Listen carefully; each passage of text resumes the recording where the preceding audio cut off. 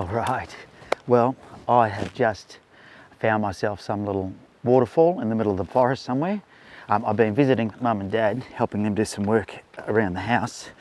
Dad's got a bad back, and so just went to see them, and on the way home, it's a few hours drive, I decided to see if I could check out some of the local waterfalls because we've had a bit of rain. And there was one called Watui, W-A-T-U-I, Watui Falls, that was sort of on the way home, and I thought I would check it out. But I don't think I'm on the right track. I think it's the next track down. Anyway, so pretty excited. I love a good waterfall, and it's been raining. It was overcast, but the sun's sort of coming back out again now, which is not ideal. I'd rather it was overcast, and because that way you get that filtered light. But we'll go and have a look and see what we're dealing with. Hopefully I can get a nice waterfall shot. So let's do it.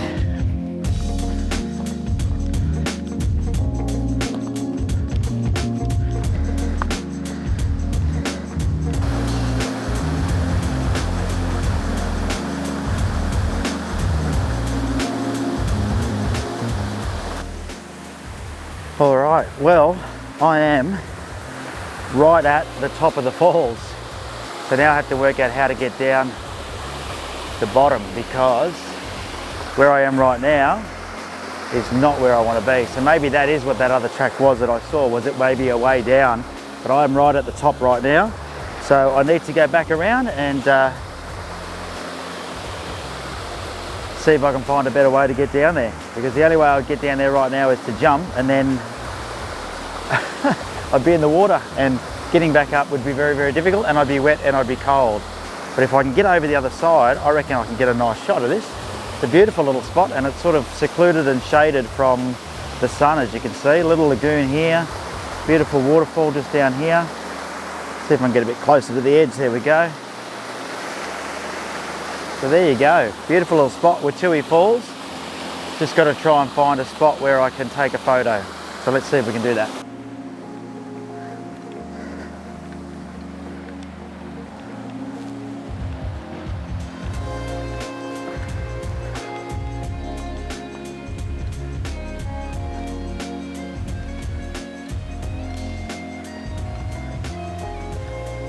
Now, of course, there is a way down, but it's quite slippery because it has been raining.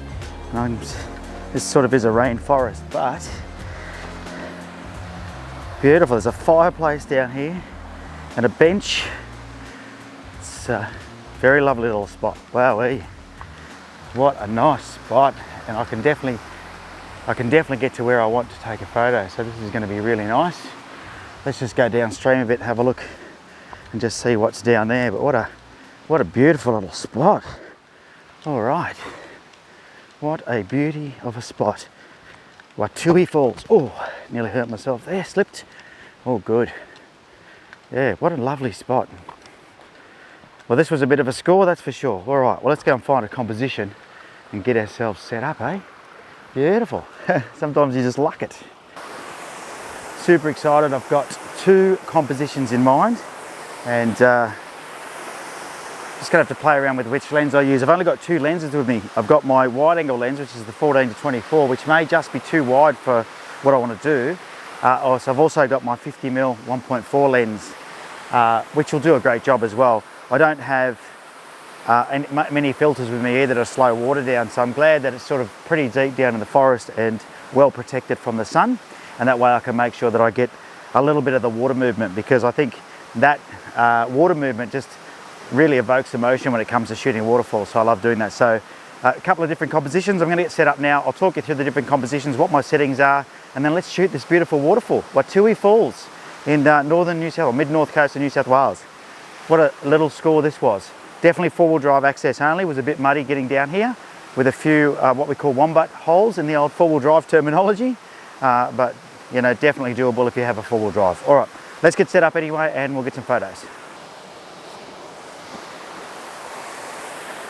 All right, for my first shot, I'm going to get down nice and low. There's this tree root here that sort of leads the eye into the waterfall. It'll frame the image up nicely. There's a little bit of, you know, sort of, I don't know what that plant is, some reeds or something going out of the water. And it all just looks really nice. So let's just get this shot. Just a beautiful shot, nicely framed up by the vegetation. Hopefully it'll work out nice. So just get this set up. Oh yeah, it's going to look beautiful. All right, beautiful, absolutely beautiful. All right, I'm just going to get my remote shutter release and my glasses so I can see what I'm doing.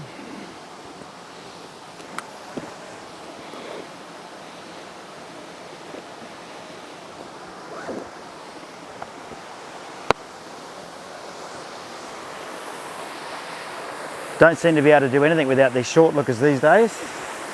And then I do love using my remote shutter. Let's make sure that's on. Yes, it is. Okay, so let's start. Oh wow, what a gorgeous, gorgeous shot. So I'm just going to put my autofocus on, and I'm going to focus, I don't know, about a third of the way into the image. Turn it on to manual focus, so now I know it is set. I'm at f9. I need to bring my ISO down to as low as I go, so ISO 64. I'm going to put it into aperture priority mode. There we go. And at f9 it's giving me 5 seconds, so how good is that? I just need to level it up. Now 5 seconds probably a bit too much, but let's just try it and see how it goes, because that's going to really make the waterfall super milky. So I might just raise the shutter speed up a little bit, because I can see that's also got a bit of a highlights going on. So what I can do is I'll go -1. See, let me just check my, what is my, oh. I'll just check my metering mode, because sometimes what happens is our metering mode can sometimes really, yeah, there we go. I've gone back to, I was in a spot metering mode because I'd been shooting whales.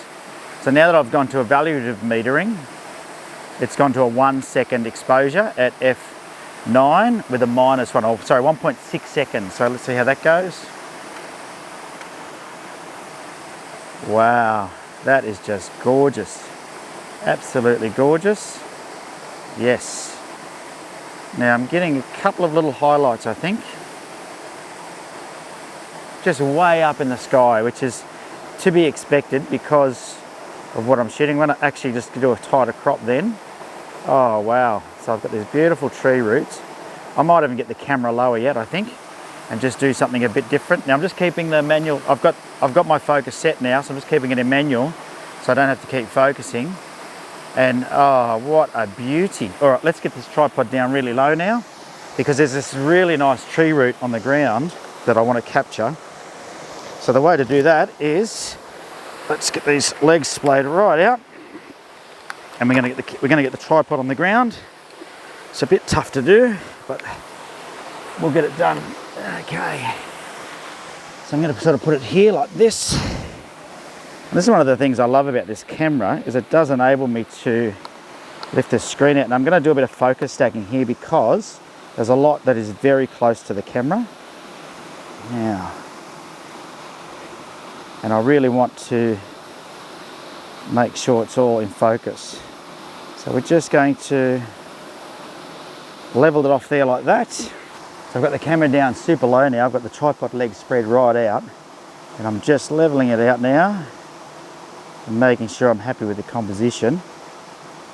I've got this beautiful, all these rocks in the foreground, the trees, and so what we're going to do, this does have an automatic stacking feature in it, but I still like to manually do it. So I'm just going to put it into autofocus. I'm going to put the focus point on this rock here, right in the foreground.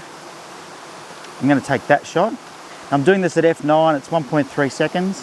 I'm then going to put the focus point on the root of the tree up there, which you can sort of just see leading out in towards that water. I'm then going to put the focus point a little bit further in, maybe a third of the way into the image. I'm going to take that one. And then I'm going to put the focus point on the waterfall, and I'm going to focus on that one. And that should give me a really nice even focus throughout the whole image. So I'm just going to check my exposure and all of those. They're all beautiful. And I might just do that once again, but just go a bit wider because I was not all the way out. I was sort of zoomed in a bit. In fact, no, I'm going to do that as well. I'm going to do one zoomed in. So let's do another one where I focus on the foreground. And it's just a matter of playing around, you know. But what I always do is I always focus on the foreground first. So when I take my stacked images, I know that my first image of a series is going to be the foreground. And then, you know, you can just, because otherwise you can do other tricks, like you can put your hand in front in between photos, something like that, for example. You know, that way you know that that particular image is the start of the next series as well. So I find that to work really well. Let's do a really wide one, so if I can see the foot. Can I? Oh, what am I seeing there? Just about to see the foot of my tripod leg. But we'll just do another one really wide there. Once again, focus stacking. This time I focused on the rock, now the roots of the tree.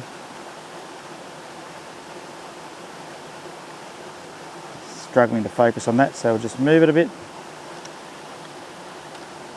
And I know I should be using the auto focus stacking feature of the camera, but you know, sometimes I find this just easier. I'm all over it. I've got the job done.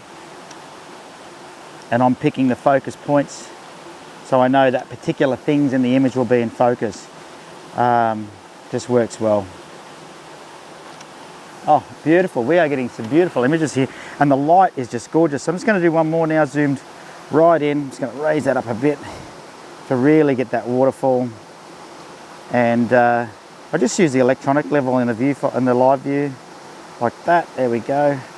Same thing. I'm going to now, I'll just take one with my hand in front of the lens, so I know that was the new series.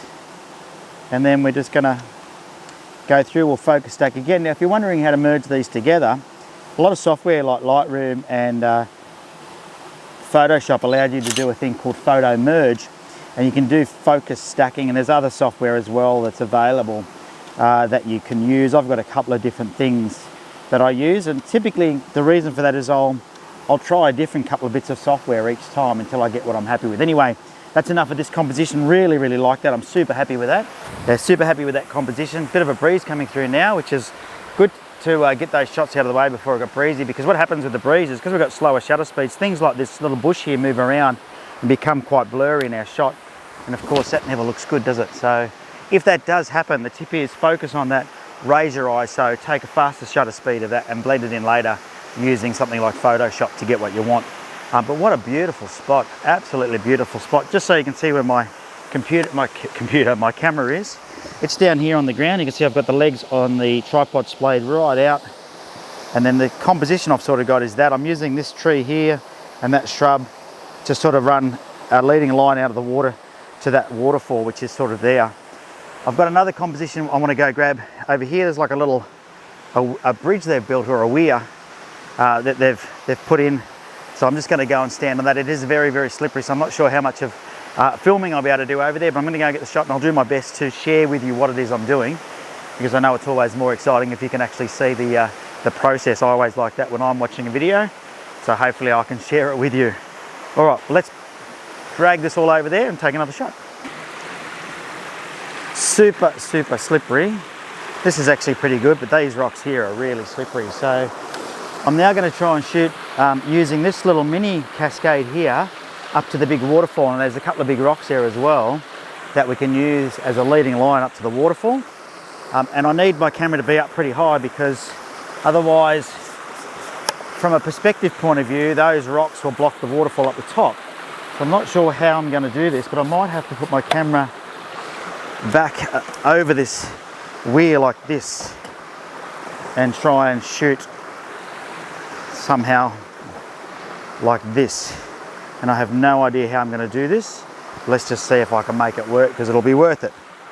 So, yep, I definitely have that bottom cascade. Yep, need to... Do I? Yes, I do.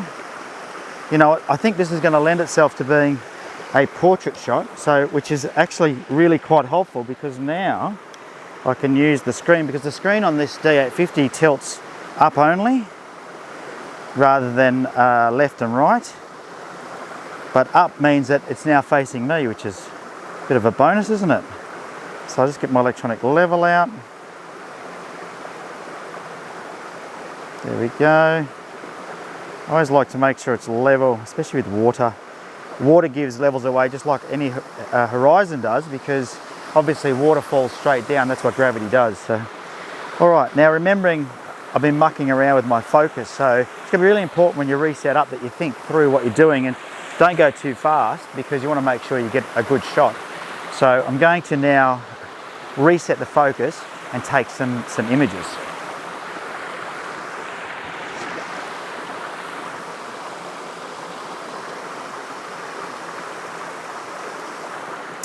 Unfortunately, there we go. I've got a bit of the weir I'm standing on in the shot, so I've just got to recompose slightly. And it's very bright up top. So I think the only way to stop that sun at the top is to put a graduated filter in. So that's what we're going to do. We'll go and get a graduated filter. That's not going anywhere. And we'll put the filters on the camera. Always a lot of fun when you're on slippery rocks and you're trying to do photography and filming. All right, let's get over here. Just stick that on there. All right.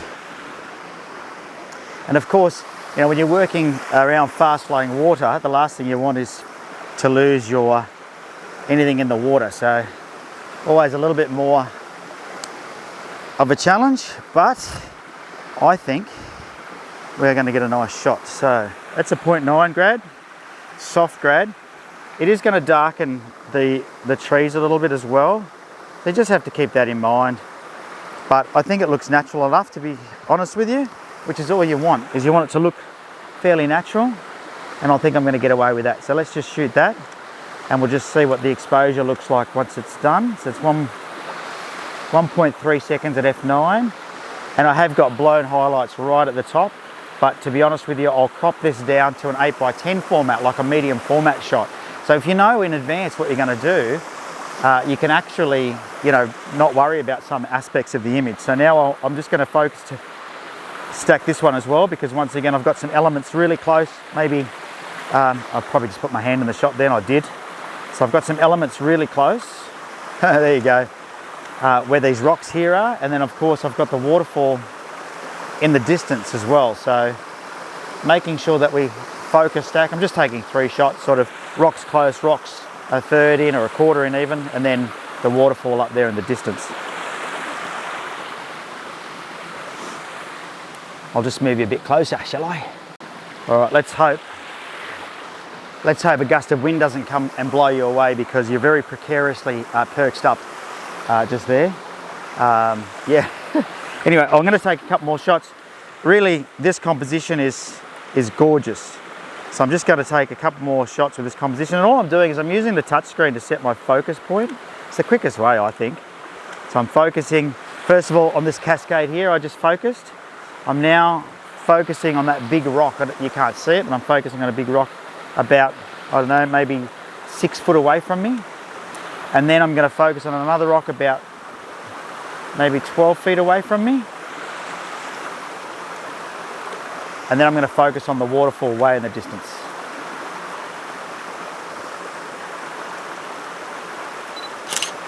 Once again, beautiful shot. Trees just beautiful everywhere. Everything's beautiful. Okay. All right, so let's try a couple of different compositions now. So what I'm going to do is I'm just going to bring the camera over just a tad. And I've sort of got the legs in the water, so I've got no idea what they're touching. But I'm going to just bring it over just a tad. There we go. That'll work. It's a bit precarious, but you know what? Sometimes that's just how it is. And I'm going to go to landscape orientation, because I don't want to leave without at least trying this orientation. Even though I'm a bit worried about whether or not I'm actually going to get what I want, but it's looking okay, you know. It's actually looking okay. I've got this. There's a little cascade here that looks really nice, and then a bigger cascade there. And it's actually looking really good. I'm really happy with that. I cannot take a step back or I'll be in the water. What's moving? Something just moved then, that's okay. It's all right, everything's looking good. Okay, same technique. We are gonna have to focus stack. So I'm just gonna, because it's a new set of images, I don't need to put my hand in front of it so I know. In fact, I'm gonna lower this leg down a bit. And then I'm gonna lower this leg down a bit, just to try and steady it up a bit, because it's a bit precarious. I think that's a bit better, and I'll just have to reset my composition, which is fine. Something's moving. I think it's in soft ground. That's all right. There we go. Now, I have still got my graduated filter in, so I'm going to keep that in, but I'm just going to keep it right at the top just to settle that sun down, because it is, like when it's overcast, it's beautiful, but of course you get slower shutter speed. So now I'll get that off of the screen, and let's do the same thing. I'm going to focus on the rock in front of me, that one there, and take that shot. And then what I'll do is I'm going to focus on that bigger rock in the, you know, that one there about 6 feet away from me. And then I'm going to focus on the waterfall. And there we go. Absolutely beautiful. Now I'll do a shot with my hand in front of it, because, well, actually I'm going to change compositions. Anytime you change compositions you don't need to. I'm going to zoom right in now and really get a tight shot. It doesn't really work here. So I'm going to, yeah, I think that's pretty much it for here. I think that's it for compositions, because I'm not, there's a bit of a composition there. It's not as nice as this, but she's very, very slippery. So I think I might just try one actually in the portrait orientation from this location, because we did move slightly and that does look really nice. So I'm going to tilt the front down, get as much of these rocks in my foreground as I can. So I'm going to move along a bit this way if I can. Need to shorten this one up a bit more. There we go. Yeah, beautiful, absolutely beautiful. Sometimes it is just about playing around until you find something you like. I'm just going to move it a bit more. And I like that.